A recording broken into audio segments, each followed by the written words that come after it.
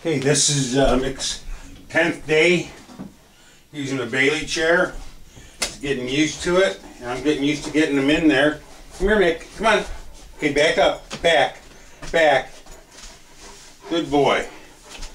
Used to take us quite a bit longer than that to get him to sit in the chair, and now I have to get the crossbar up there for him.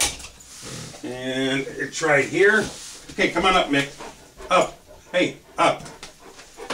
Come on, up a little bit more. Good boy. Let's get you in there like that. There you go. And Mick gets to wear a bib because he does a real good job of drooling. And doesn't seem to mind this too much. So there we go. He's in place. And all I got to do is get his food over here to him. I'm going to make a tray that's going to sit across here for him, so I don't have to do this. But if he'll back up just a little bit like that, I can actually let it sit there, and he'll get in there and eat himself. I like to hold it, make sure it doesn't fall. I thought you can see our Cocker Spaniel Charger on the floor, but he likes to be down there and waits on me to give him a little bit of this food too. For whatever reason, he likes it. So there you go, Charger. Come on.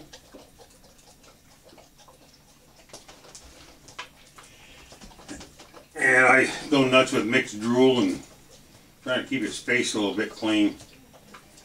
He just drools all the time. But you see, he's pretty used to this now, and we've only been working on this, like I say, this is the 10th day. So we've been averaging most days 5 feedings. We're down to 4 now. So he's been into this chair between 40 and 50 times. I'm waiting for the day when he'll actually be able to get in there by himself. You can see probably some of the food does end up getting flung at me. But that's okay, I don't mind. What I do mind, though, is looking at that drool. Come on, Mick, up. He doesn't like me to do this particularly, because he just wants to eat. That's his mission. So here you go, buddy.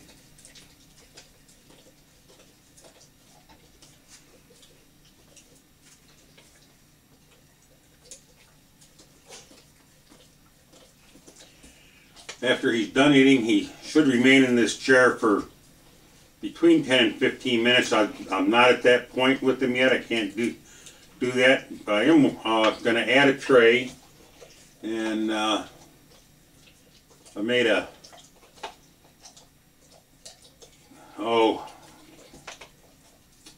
pattern out of a piece of poster board,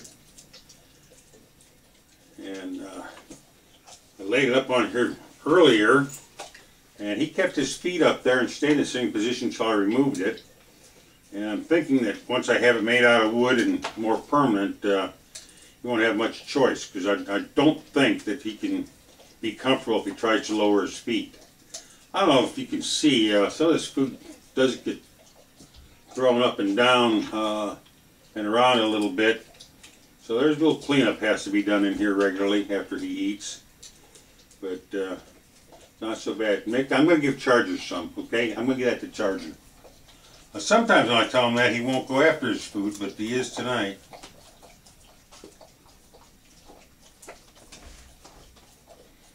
When I get the tray built, he'll be able to do this without me using a spoon at all. Basically, I'm going to have a tray that I'm not exactly sure how we're going to do it. Take a break for a second, Mick. Going to slide in somehow like this, be angled, have a cutout, and this will set down in it, and I'll have it braced. These parts here will be longer, but I think coming back about this far is going to make sure that he stays in the upright position. So that's what we're working on. We're getting there slowly. Oh, thanks, Mick. Here you go, buddy.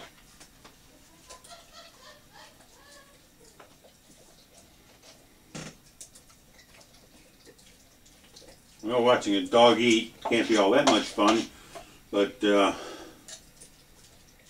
kind of wanted to show this early into the treatment of his megaesophagus, because it's kind of daunting when you first find out that your dog has this condition and has to eat in this upright position, and you think you'll never get there.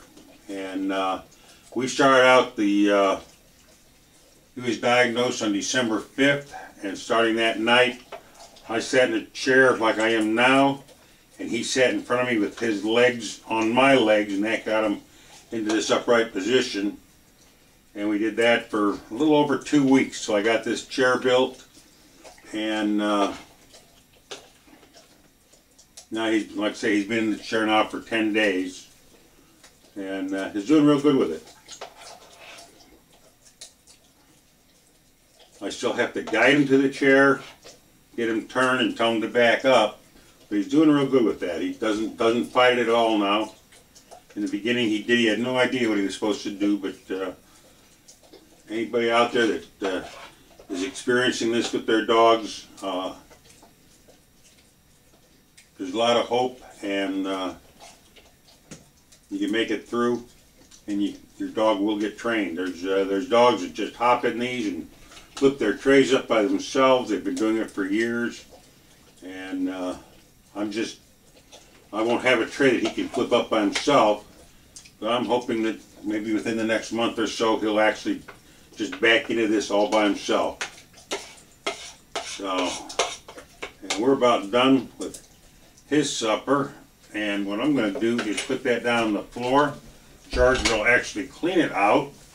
I'm going to clean him up just a little. We'll leave that on. And this is kind of, I'm just testing this in place just to see how he responds to having it there, because I don't think, if he tried to lower his feet and sit, I don't think he can.